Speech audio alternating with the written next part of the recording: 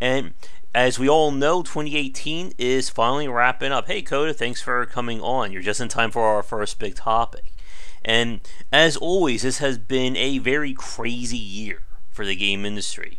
So I figure we're going to kind of use this as our chance to kind of sit down and think back about what's been going on in 2018 and kind of our thoughts and such.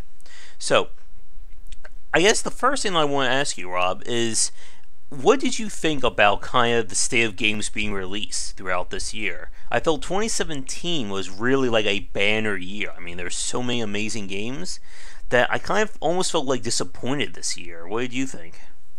No, I can get on board with that sentiment. I feel like the biggest games did feel like take a big kind of backseat, even though still some major stuff coming out just like every year. But I feel like Fortnite kind of had the spotlight all year long, and we had mentioned a couple weeks ago, we're not like, and we had discussed this at the very beginning of the year when Battle Royale was the buzzword, and you predicted it right on that it's just going to be every game is going to have that, and now it seems to be petering off a little bit, and I think 2019 will be a good thing to look forward to and just figure out what happens to Fortnite. Is it going to remain as the juggernaut that it is, or is it just going to fall out into nothingness while the next big thing catches on?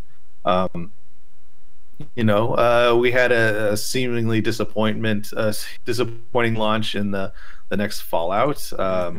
It's just a lot of things. I mean, I guess the Switch is big right now, but even then, I guess I just don't have my pulse on it too much. Yeah, I know. Hold on one second. Now my family is sneezing too. Everybody's sneezing around here. It's a very allergy suffering season here. Yeah. But yeah, and that's the thing when it comes to like 2018. Like when I said about like 2017, like even the Switch I think was doing a lot better. Like I remember again we were starting 2018 saying that this was going to be the indie bubble was going to burst, or how many people are going to really be supportive on the Switch like that, and it seems like that has really dried up. Everyone went to the Switch, and now the Switch is also running into problems of discoverability. Yeah, And the was it Labo or whatever? I forget the name of it already. That seemed to have like a minimal impact.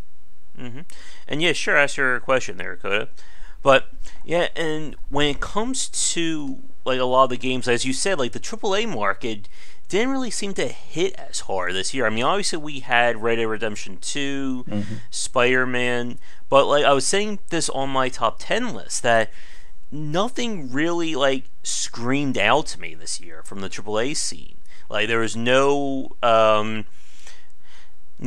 Souls-like game that I was very excited about. I mean, next year there's a lot more, but like I said earlier, like Red Dead Redemption 2 doesn't interest me. I've already played so many open world games that Assassin's Creed Odyssey and Spider-Man didn't do it for me. I guess for you and for the people watching, like, did you have like a AAA game that you really enjoyed? I mean, I will. I just had to point to the biggest AAA game that I played at all this year was the one I work on, and that's kind of a cheat, I enjoy it quite a bit, but at the same time, like it's not me going out of my way to play it. I don't know if I would have played it had I not had a job with it. Certainly, AAA games have less of an appeal to me, at least new ones, since I've avoided owning a console for so long, and I just do PC only. Certainly, there's a ton of games that come out on PC all the time, but I also have that hesitancy as a Steam, regular of paying full price for a game. So it's a really weird mix for me to try and keep up with things when I just naturally steer towards things that are outdated. And it makes it difficult for me to have a real informed opinion on this. Most of my informed opinions come from you, since you do have a huge background and a knowledge base on this stuff. Yeah, and here's like the thing that I think was very funny was that the when I look at my top 10 list of 2018, like it's just really all over the place. I mean, I have a mobile game on that list for like the first time. Hmm. And like usually like when it comes to like picking my number one game, I can think of something that unequivocally I loved. Like no problems with it. I just played like the hell out of it. And I didn't have that this year. Like even Dead Cells that I enjoyed so much, I still had issues with that game. Hmm. And I'm just wondering, like for instance, I'm trying to remember what was my number one game of 2017. I'm actually curious to see what I don't even remember what I picked for that year. I mean, mine would have been Planet Coaster. That was my 2017 game. Like, I loved that game, and certainly in 2018 as well. Like, it was huge for me. Mm-hmm. But beyond that, like that is probably the biggest title that I played regularly. Yeah. Oh, my big game for last year was XCOM 2 War of the Chosen, the whole expansion for that. And I Right. think number two was Asura. And for some reason, I didn't include Neo on my best of list. And I'm still confused as to why I didn't put that one on there. But like You need a that's note. You need a note section that says this is why I didn't include mm-hmm, the following. yeah. But like with something like XCOM and Asura that came out, like that was easy for me to pick because I found those games just very amazing to play. This year I really struggled with trying to come up with 10 games that I enjoyed so much. I think part of it was I played so many titles, but I think the other part was that like it was just seemed like it was harder to look past a lot of the flaws this year. And I think Hmm. I just wonder if that's part of me just becoming harder and harder of a critic on some of these games. Well, in addition to the battle royale thing, I feel like we hit an apex of microtransactions in games and loot boxes and loot crates. Certainly, it was a big deal in 2017, but this year it was just everything has. Mm-hmm. So that particular issue also took a center stage, and it did cause a lot of us fans to want to step back. To that was a big complaining point or a big discussion point on all these major titles, and it did. The titles themselves often took a back seat. So it's very possible that some of these other issues and bigger concerns went into the forefront and actually eclipsed some of the games that had come out. Mm-hmm. And I think what's very interesting about the whole loot box thing is that we have seen like a very big turn back from that, at least in the AAA market. Mm. Battlefront 2 changed it. Shadows of War did as well, and we're not really seeing too many AAA developers, at least on this side, been messing around with that. At least this year, I should say. It's still pretty prevalent on the mobile scene, but Yeah. it's going to be very interesting to see if anybody else is going to, go down that road again. Like, I was talking to Ramin about Anthem from BioWare, and like they're still having trouble with how they want to approach things from a monetization standpoint. And I don't know, like it's just going to be, I think, very interesting when it comes to trying to, I think, keep the AAA interest going, at least into 2019. Like, I guess here's a question for you, Rob, and for everybody watching: What, from a AAA standpoint, are there any games coming in 2019 that you're interested in? I mean, again, it's hard for me to say given my proclivity to older titles, and not owning a console. That's the other thing. I'd say in terms of what I'm looking forward to, I mostly look forward to the reactions to the stories that come out. Again, mostly I only heard of the titles that you even mentioned as the ones that were big this last year. Mm-hmm. Spider-Man and Red Dead Redemption. So I don't know what I'm looking forward to. I always like hearing about whatever Nintendo comes out with that next year, and I didn't go to E3 last year. Maybe I'll go this year and just kind of check things out again. But I'm so out of touch with the console market and the AAA market, except for what I work on, that it's difficult for me to come up with an informed opinion. Mm-hmm. Yeah. Imran mentioned Days Gone By, Ghost of Tsushima. That's the Sucker Punch game, right?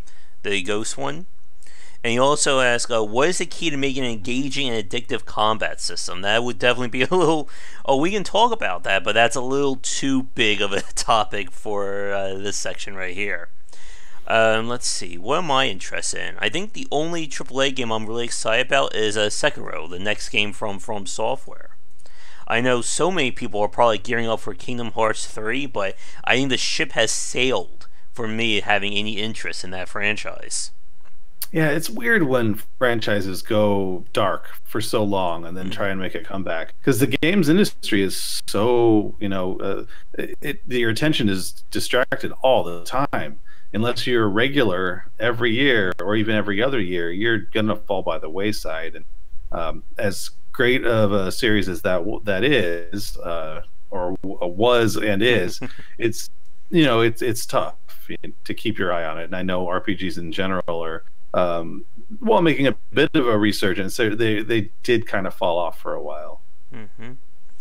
And Coda mentioned, speaking about it, Coda mentioned a few minutes ago about how a lot of developers are trying to bring back older games or back to their roots in terms of old school games. I mean, we've been seeing that in the independent side for years now. The whole idea of the modern retro movement. We talked about that, I think, a few weeks ago, regarding how there's still a market for retro games. Speaking of which, I did play The Messenger that came out. Did you hear that one, Rob? I feel like I did. You'd have to remind me. It's kind of like a Ninja Gaiden-esque throwback game.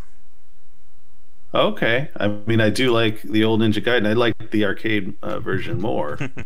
The Messenger. Let's check it out. Yeah. And oh, okay, gotcha. Wow, it does. It looks very old school. Kingdoms of Amalur. Is that the game that failed really bad? Again, that's never a good intro. Is that the game that failed really bad?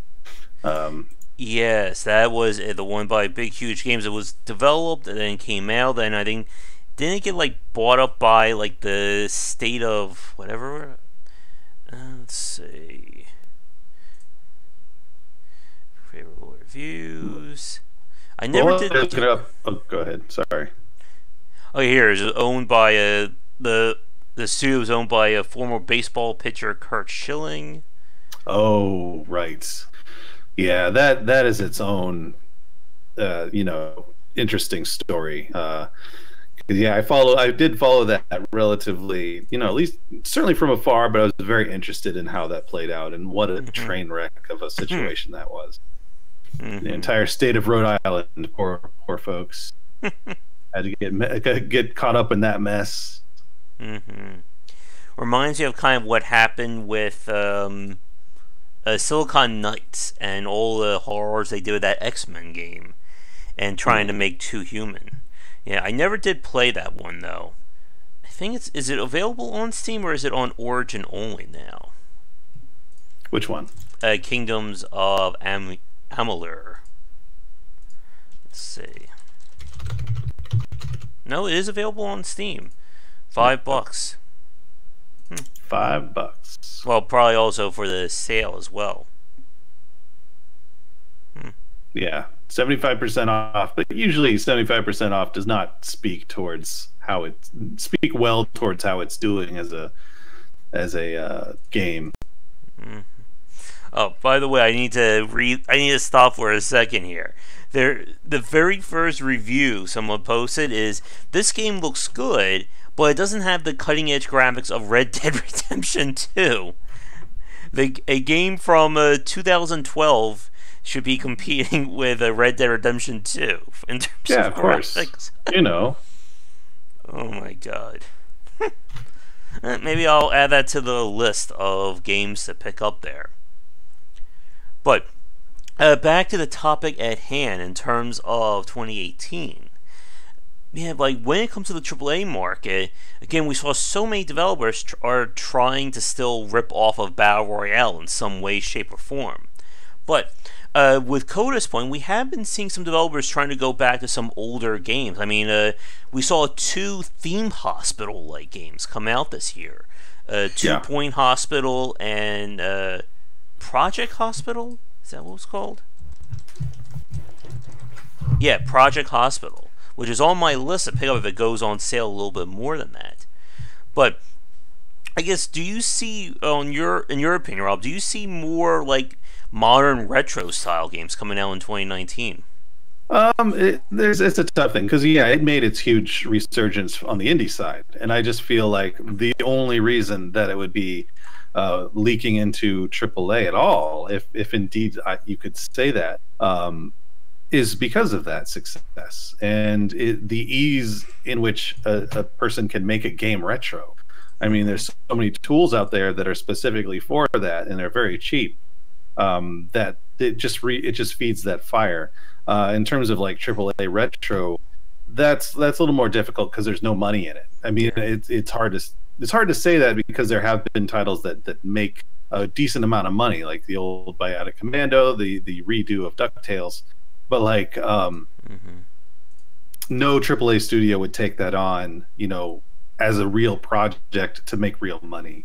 So it's hard to say that would actually make an impact on any AAA market, but it's always going to be around. And I'm a huge fan of the retro styles, like we talked about Parkitect a little while ago, that really harkens back to the old Roller Coaster Tycoon 2, abandoning like even the third one and the more 3D elements of even Planet Coaster or RCT World, which is kind of the Voldemort of theme park games right now. But like it's hard for me to say, but I can basically say that it's not going to go much higher in terms of production value. It's going to kind of remain where it is, a mid-tier at best, I think. Not to say there won't be good games. There are fantastic games or award-winning games, but it's just, I don't think it's ever going to crack that ceiling that's on it. It is a very specialist and niche market. So I guess we're not going to be seeing Chip and Dale Rescue Rangers 3 on a PS4 anytime soon. Oh, I mean, you might, because PS4 has enough low-end markets, but it is not something you would see come out of like Square Enix's main department. You might see them pick up a small a company or fund a small indie developer, but you're not going to see like the A team of any company actually work on that kind of thing. I know. We need a Darkwing Duck in a 4K HD. I know. That should be From Software's next game after Sekiro Shadows Die Twice. Dark Souls Darkwing. There we go. Wow. There we go. I just created the next game for everyone. Yeah, do the Dark Knight treatment. Make it's it's no longer funny. It's just depressing. Darkwing Duck meets a Batman Arkham Asylum. There we go. Yeah, we got it. Pitch that one to 2K, Rob. yeah, I'll do that. It's like, hey guys, now hear me out. We're gonna go with Darkwing Duck, but it's gonna be Dark Souls at the same time, and Batman Arkham Asylum too. Yeah, let's take these audiences and make sure they do not merge. Exactly. We're going to hit every wrong audience for this as we can. Yeah. Hey, Mike, thanks for coming on. To Imran's question about what do you think makes Celeste awesome, I think what really made it work is that it's one of the few games that it's designed for everybody to play it. You can be a complete novice at platforming and you can play with all the cheats, or you can get your butt handed to you and play it on the hardest, all those super hard challenges. And of course the music and the story I think touched a lot of people as well. Now I guess going into 2019 then, one thing I was thinking about, I just lost my train of thought though. We talked about the modern retro. I guess here's something I want to ask you about. We're still seeing that push for VR. I mean, 2017 was kind of the year that it really started to come out. At least I think that's what I remember. But I guess for you, Rob, did VR do anything for you this year? No, I think VR has kind of reached its market. I think AR is what's it's starting to lap VR in terms of the technology. It's more inclusive. Certainly, Pokemon Go several years ago made that huge splash, and I think the fact that AR is kind of in all modern social networking options. like Snapchat and all that kind of stuff, and even Apple Messenger is starting to take in that technology. Yeah, VR is just it's not very inclusive. The hardware is too bulky. It's unlikely to really take off more than it has, except in very small markets. That's just one person's opinion here. But like, yeah, AR is going to be everywhere. Everyone has a phone, and that is the easiest way to experience it right now. So it's way more likely to go that direction. VR is certainly not going away, but it's not going to have the impact I feel like people were projecting a couple of years ago, or even 10 years ago. I mean, I hate to be that guy who says I told you so. It wasn't easy for me to say that, but like I've been saying that for years now, that I just didn't see, why the general consumer should invest in VR.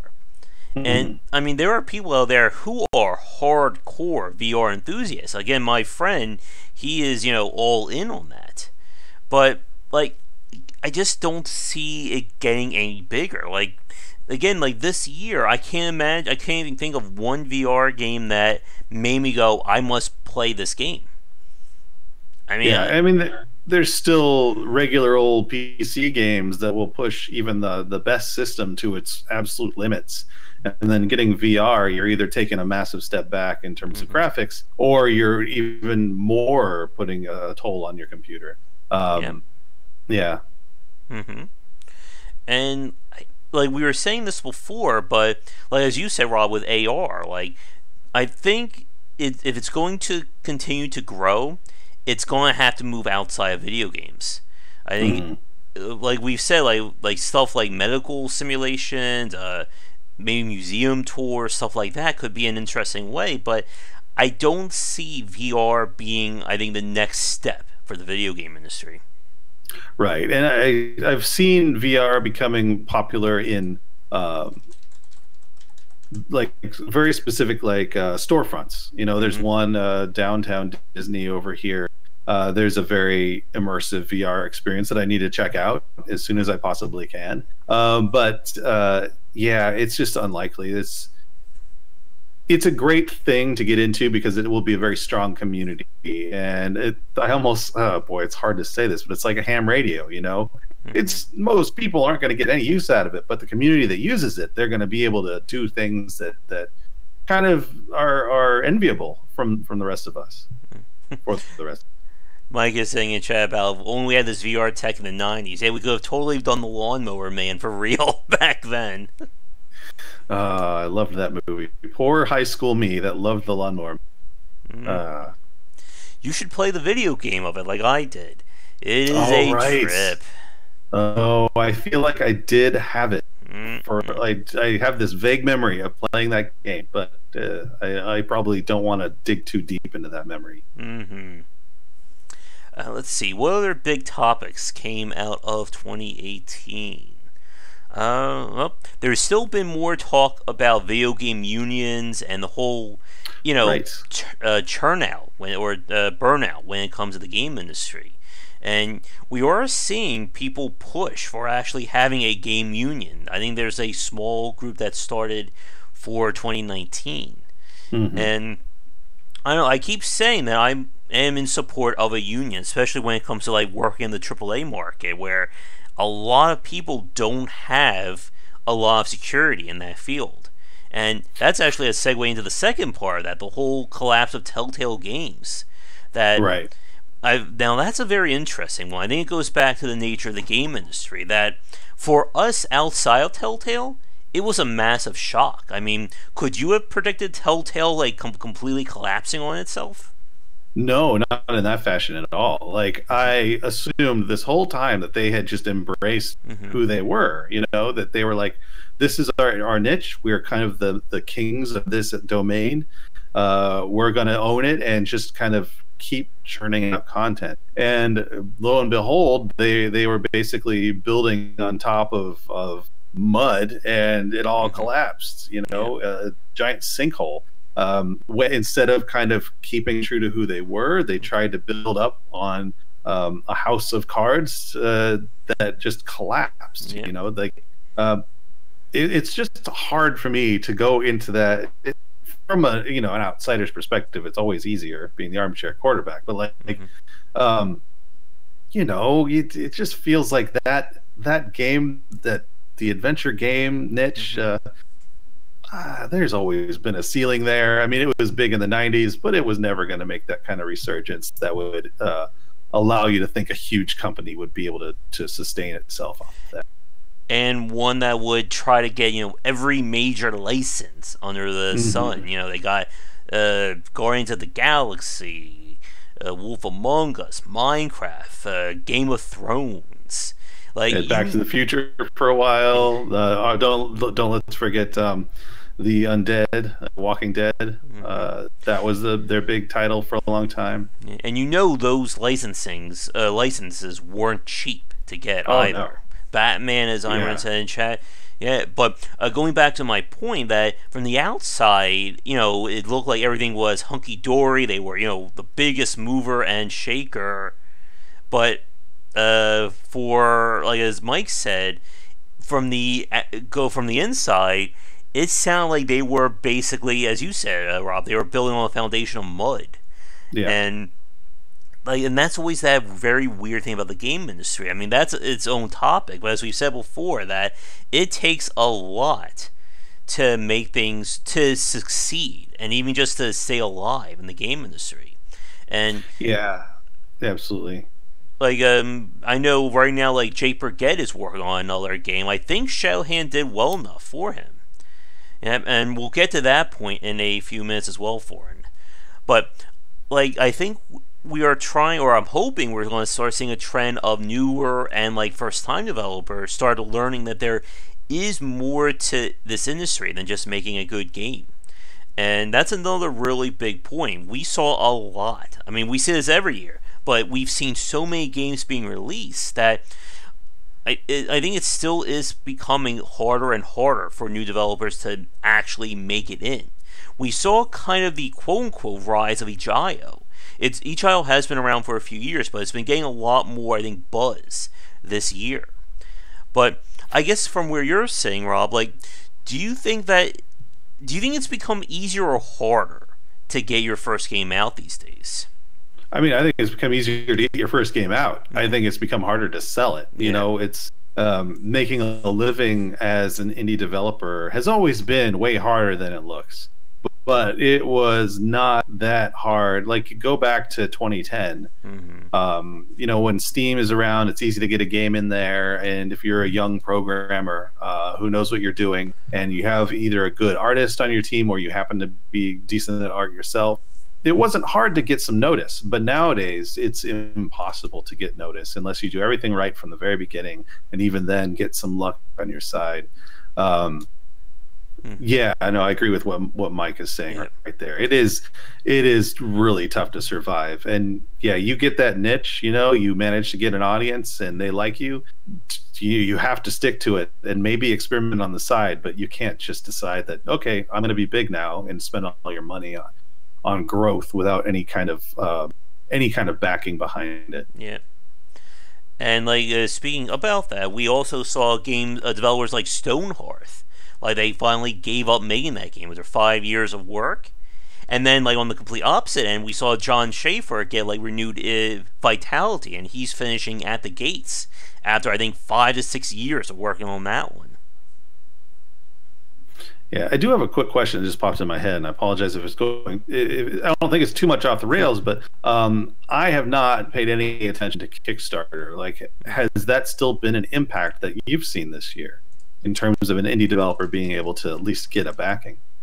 We've seen a few notable successes, but I think a lot of that has been games that have really been pushing more towards doing something different. Like the two games I can think of, Lure Finder and Boyfriend Dungeon, both made a very big push for the LGBTQ community. And with that, we've been seeing more developers, or at least from the independent side, try to embrace that. But in terms of I think a big wave, I don't think I've seen too many of those this year. I guess, did you see anything on your end? No, not at all. And again, back the couple of years ago when I was in working in that kind of thing, yeah, I was surrounded by it, but being out of that game for so long, so to speak, it's oh, and of course, Star Citizen. Imran has to bring up Star Citizen. Yep. Uh, Yeah, like it could be. We don't know. It's still being worked on. They've raised enough money, that's for sure. yeah, they're that weird juggernaut, and that's Hmm. that's another question. Is raising money is different than making money, and I feel like that is its own problem, and that's a problem in business in general that I have seen and even experienced, and it is a bit of a nightmare. And talk about a house of cards, and building on a foundation of nothing like Hmm. that is always you're sowing the seeds of your self-destruction. Yeah. No, I'm turning into somebody who's losing my voice. That's what's going to happen there, Mojo. But let me see. Yeah, so 2018 is definitely going to be like again with a lot of these big name games like Kickstarter. I don't know. I do think Kickstarter has kind of lost some of its luster. I think with so many people being betrayed by it, and I think that takes us to Foreign's point. In terms of like valuing and being honest with the consumer, we have certainly seen a lot of, I guess, non-controversies, minor controversies, and some very interesting things that have happened this year. There's, of course, been the growing rise of the Me Too movement that has led to a lot of developers and a lot of companies really rethinking what they're doing in terms of the female perspective. We had the whole kerfuffle, I guess, with Arena.net earlier this year. League of Legends got in trouble, Riot.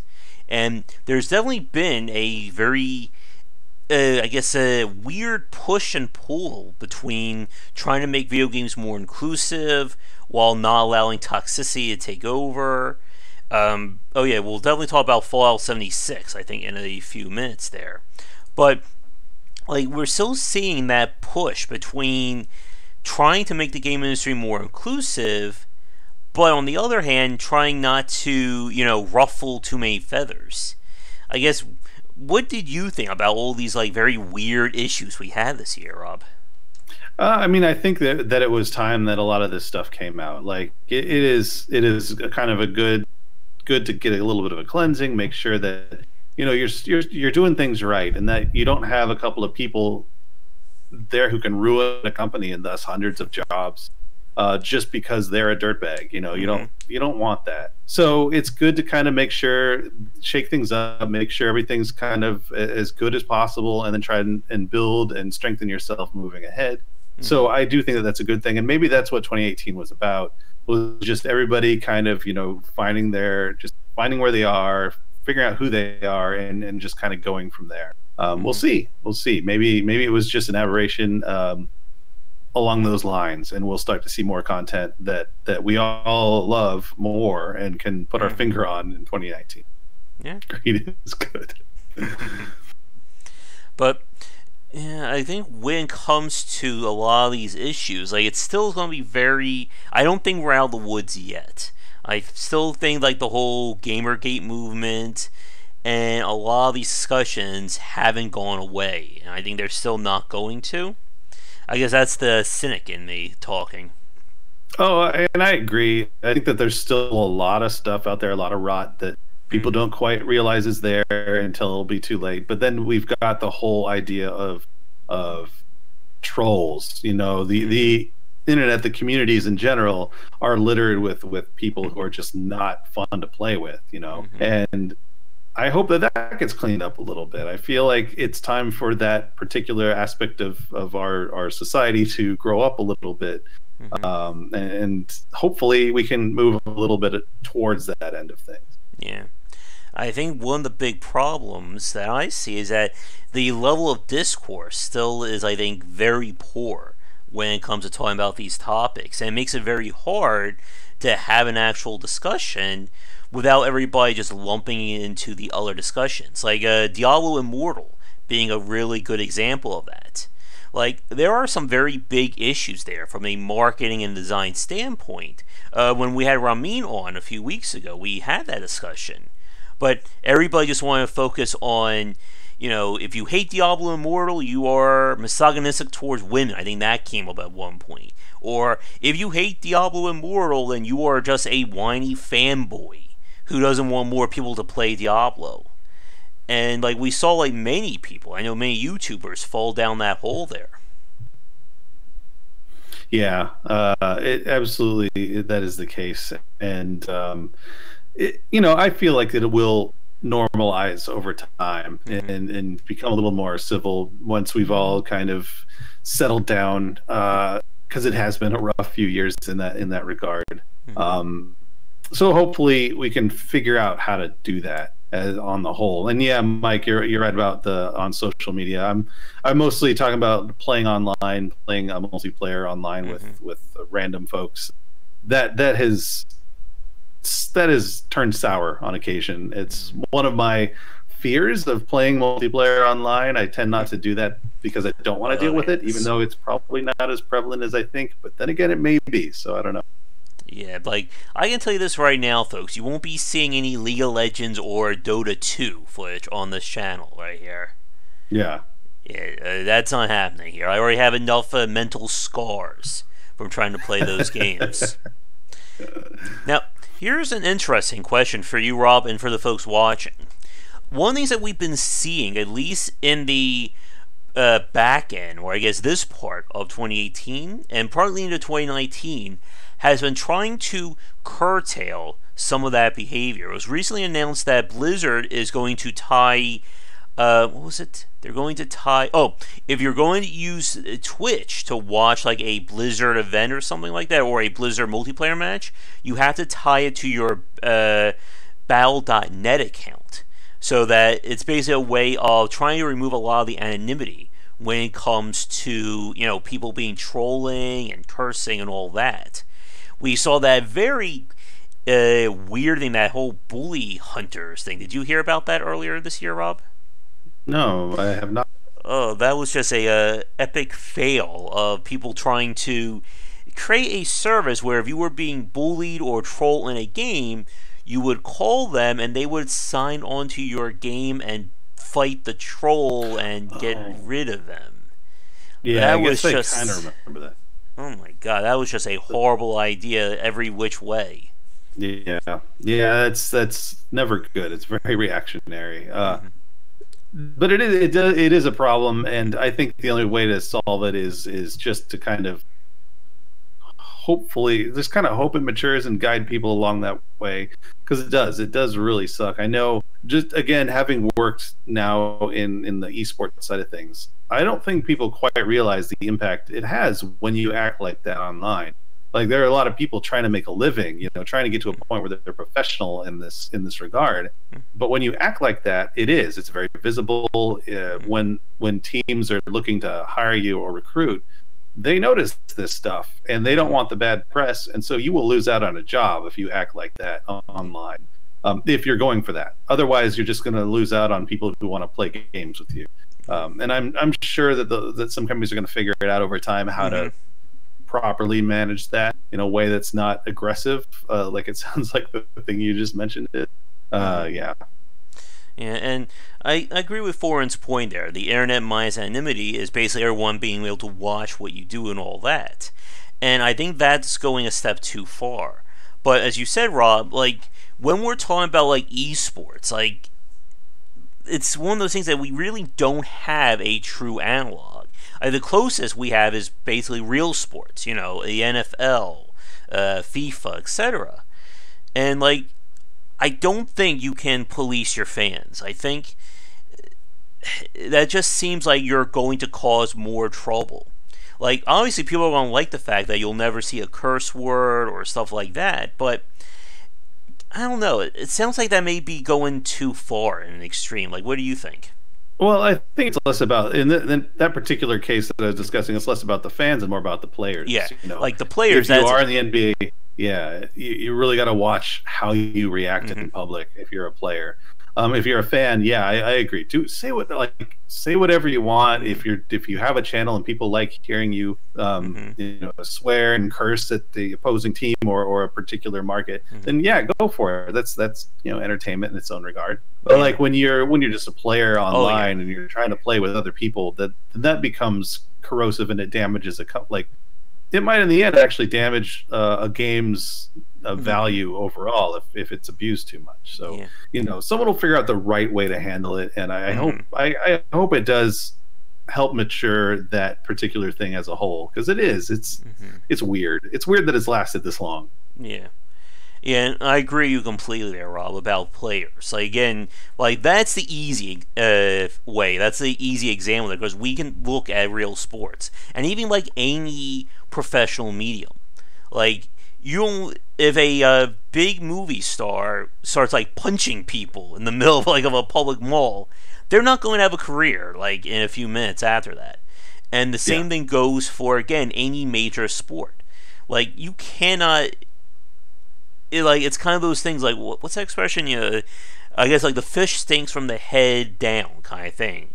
And I think that's one of the things that the esports market still needs to understand, that when you're moving from just having internet tournaments and public or private conventions to having multi-million-dollar sponsors and having TV coverage as well, all that the trolley and vitriol arguments, that stuff has to go away. You can't just come with a healthy morning cigarette. There we go. Mike's comment.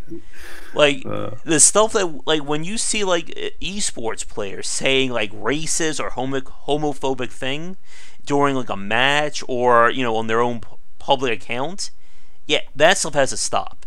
If you're going to try and be the face of a multi-million or even multi-billion-dollar marketing campaign, you can't be saying that. I don't care if you are the greatest Overwatch player, if you're the #1 Dota player, whatever. As you say, Rob, that's, I think, where we need to see things mature in that regard. Now, when it comes to the fans, again, you can't really police them. I mean, again, I live near Philadelphia. I'm in Eagles country right here, or Eagles territory. And you try to tell an Eagles fan not to scream and curse, they're going to beat the crap out of you. They're not going to stop. Let's just put it like that. Oh, that's funny. No, but it's so true. The fans are fanatics. That's how that's where the name comes from and all that. But it is you become defensive about your team and all that stuff. And as a fan, as a viewer, as someone who is the consumer, you kind of have that right to get passionate about it. I mean, certainly not damage someone else's personal space, but you can be a little corrosive with others, but there's always a limit.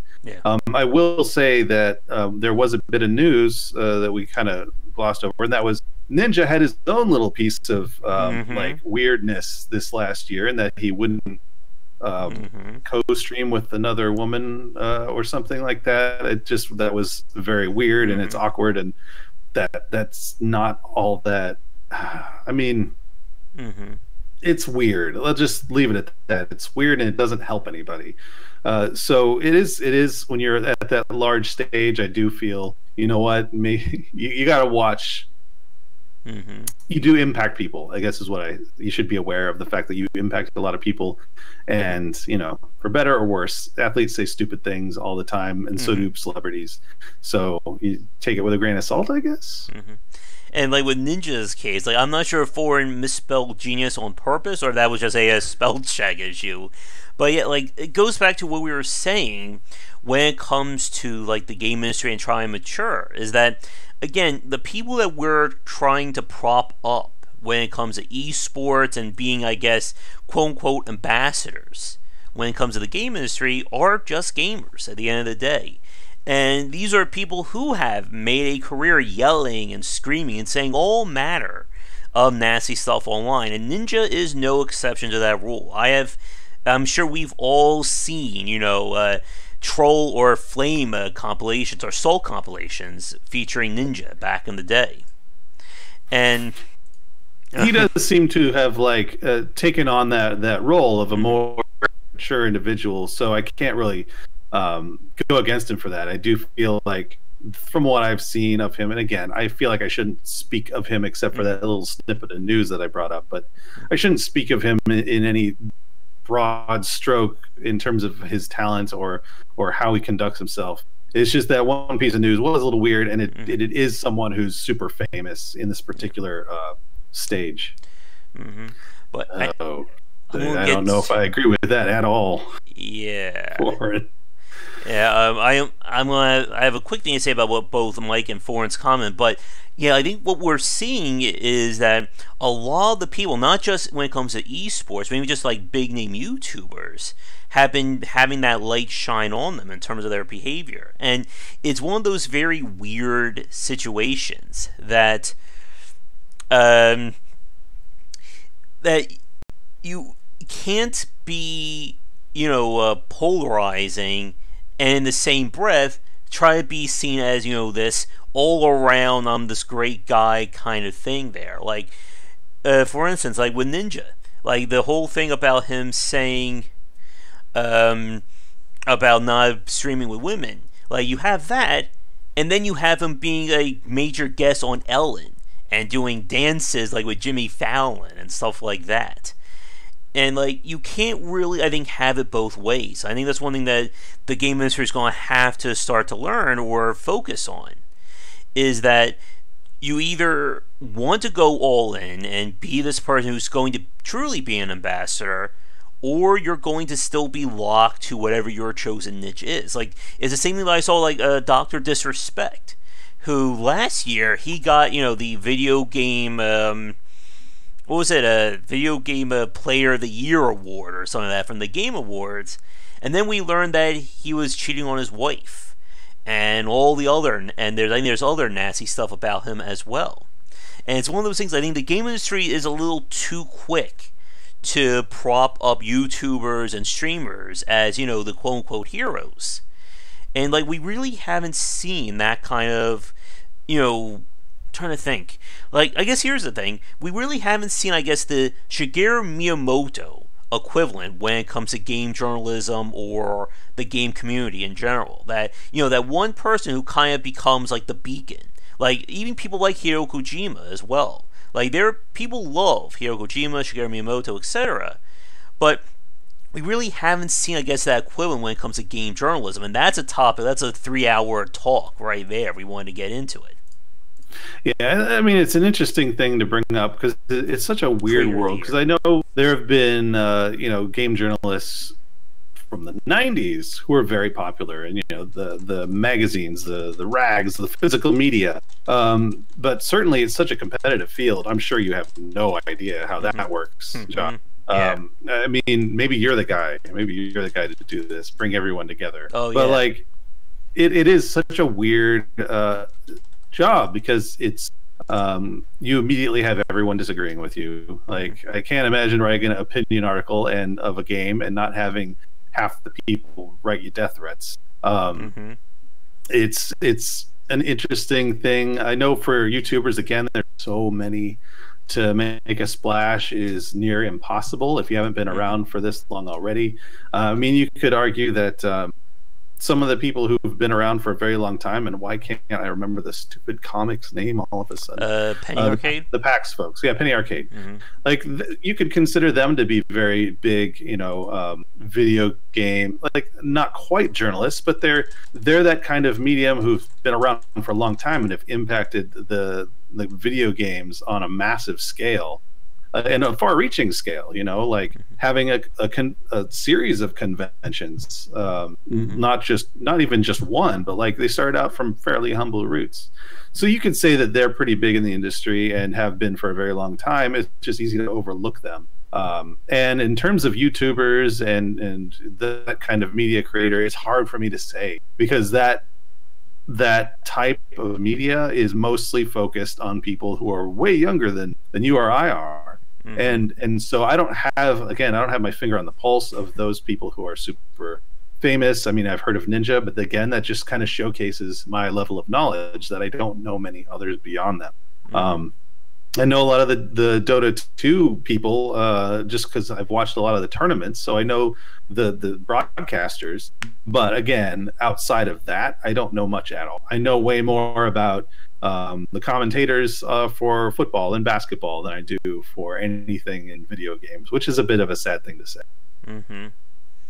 Yep. And it's just very hard, I think, to try and find somebody like that. I know 2019 will be the goal. 2019 is I'm going to become Creator of the Year for the Game Awards. Yeah. That will be my goal. So make your votes now. You heard it here, folks. Start bugging Jeff Knightley for that.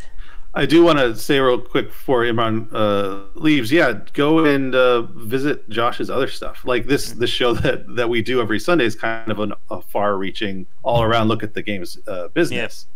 But yeah, he does specific game design stuff all the time, and yet definitely join the channel. It's a lot of good talk. And we now have another channel on the Discord, the Game Dev Word Vomit, where we can talk all about game design as well. I think I can include one very fast if anyone can beat me to it.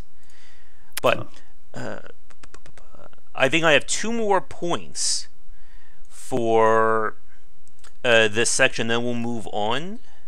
Let's see, can I get up first? I think that will work. We'll see. There it goes. Alright.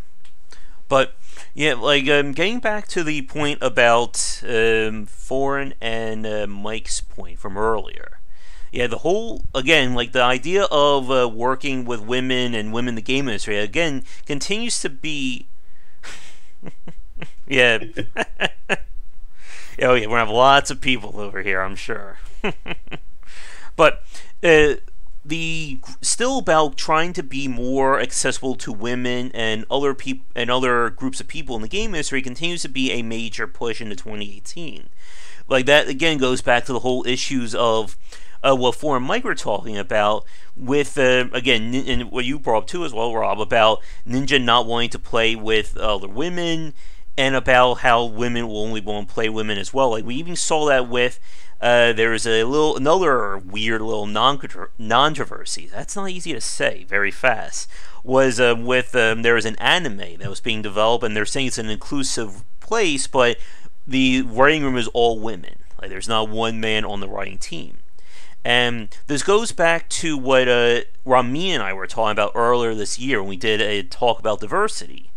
And I think my thoughts still are the same with that. That all men wanting to work on something is just as bad as all women wanting to work on something. And I think that if we are going to see things moving forward, there has to be, I think, a healthy medium. And I think that's another topic, way too big for this talk right here.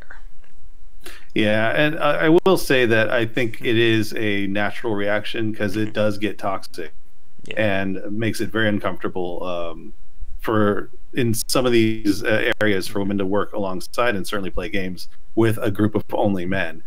And that is something I cannot relate to, and it's hard for me to speak on that topic because I can't relate to it. I do know how male dominant this industry can be, and it can make women uncomfortable a lot. So I just have to hope that it works out well, because it is a maturity thing, it is a respect thing, and ignoring the problem, as some people might do, like saying you won't work with women, is part of the problem, and that does not help. So that's my stance there. But yeah, you're right. There's a much discussion, probably to be held by smarter people than I. We need to get Ramin back on. I'm sure the follow-up to our diversity cast, I'm sure everybody will enjoy that one, and nobody will troll us at all in the comments. But with that, one more point about 2018, and then we'll move on to our weird game segment. And then I have a quick game design topic that I want to run by you. So this was mentioned, 80 hours ago when we first started, but Fallout 76. And it actually leads to a greater topic about kind of the falling out, I think, we've been seeing of some of these major studios. Like, again, we've talked about major companies being, I guess, quote-unquote, too big to fail. But oh no, not the regular commenters. I'm talking about the people who called Rami and I we got some very nasty names, I think, from a few of those comments as well. But getting back to the topic, we've long been saying that the AAA mark, or even the game industry in general, is very much hit driven, and the companies who do have that hit, they're going to keep, surviving and thriving like that. But we've been starting to see some very weird cases of major companies running into trouble. BioWare, for instance, has been have a lot on the line with Anthem. Mass Effect Andromeda did not do well. Anthem's been going out in terms of popularity. Fallout 76 being the big one. I mean, Bethesda, these last 3-4 months for Bethesda has been just like a symphony of failure in a weird sense, between Fallout 76, the issues with the game, not honoring the additions, bugs, you name it. Bethesda just been raked over the coals these last few weeks. And even Blizzard has been having some trouble as well. Diablo Immortal, that announcement took off like a lead balloon dipped in concrete with a 10-ton weight attached to it. And there's recently been discussion about a lot of the higher-ups at Blizzard have been let go or left Blizzard, and there's more Activision people coming in. And there's one other example that I'm forgetting right now. Blizzard, Bungie, for instance, again, is still having trouble with Destiny. Destiny was supposed to be this big 8-9 year project that they moved on to number 2, and now that game isn't doing well. And the point I want to have is, this is our, fortune teller question for you, Rob, and for the people watching. Do you think any major studios are in the warning stage right now, or circling the drain? That's such a tough question a lot of the time. I mean, I was one of those folks who worked for THQ before it went under. I worked for them for 9 months in their wireless division on pre-smartphone mobile phones, which was fun. But it's weird to see a giant company crumble, especially one that I've been at. I mean, certainly you could look at Disney's gaming department as having had a million problems over the years, and it's folded and come back and folded again. And I do think that there's going to be a major closing. I feel like that is a natural occurrence. It happens every so often, and there certainly could be a lot of writing on the wall. But to see one of the top 3 to 5 companies close, like an EA or an Activision or Ubisoft or something like that, to see one of them close would be very shocking. But to see one that's another major but not behemoth close, I think that's very possible. I don't want to say, with you saying Activision folks are going into Blizzard, that spells trouble to me. I mean, that's the whole purpose of Blizzard remaining separate from Activision, and that merger or acquisition was very important. And to see that kind of falling apart could be writing on the wall. Certainly, studios crumbling like that is not unheard of, but Blizzard would be very shocking. I don't want to predict that. I don't think it's going to happen. But a major player like an EA or Activision, they have enough money to sustain years worth of negativity. Nintendo as well, so I think. That. Oh yeah, Nintendo. I feel like Nintendo's just never going away. But then again, Sega, while they're still around, did take a giant hit in all those years ago with the Dreamcast. But well, they were taking hits, I think, before that as well. Yeah, that's true. That one thing leads to another. What about you? What do you think? Oh boy, I want to be optimistic, but I think my cynicism is coming through. I do think that one of the major ones, you can't be a major company and not have a major project or a major game out that's working. And I'm going to be keeping, I think, a really close eye on BioWare, because Anthem is not looking good to me. Everything that I've seen is just not really doing it for me.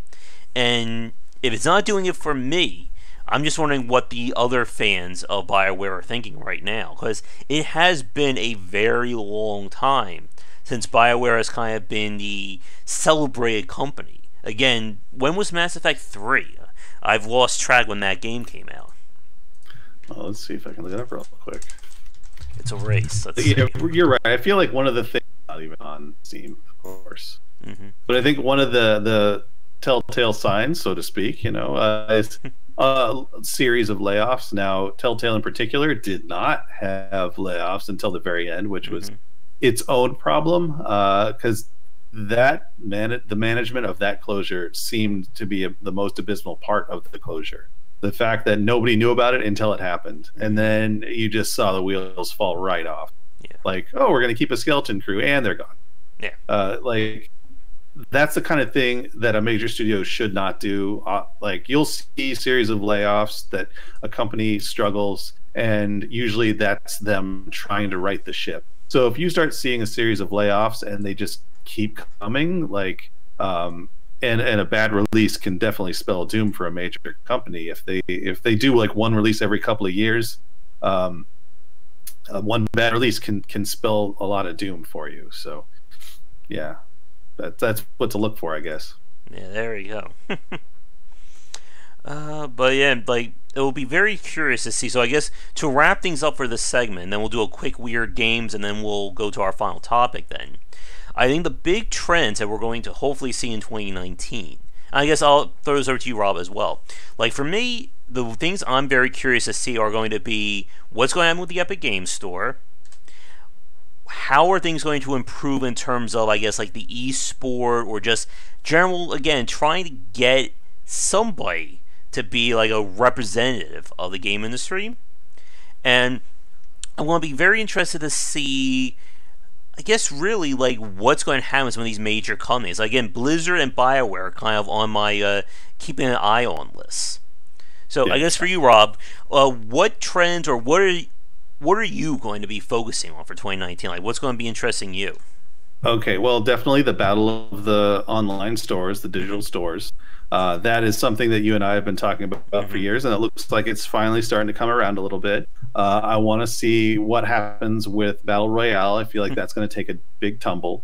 So I even think that we'll see some popular games start to dwindle a little bit. I'm looking to see what the next thing is. I don't know. I have no predictions there of what it will be, but because I can never predict that stuff. I'm so wrong all the time. But something's going to come up, and it'll be interesting to see what that is. And then, gosh, I had another one, and it just left me.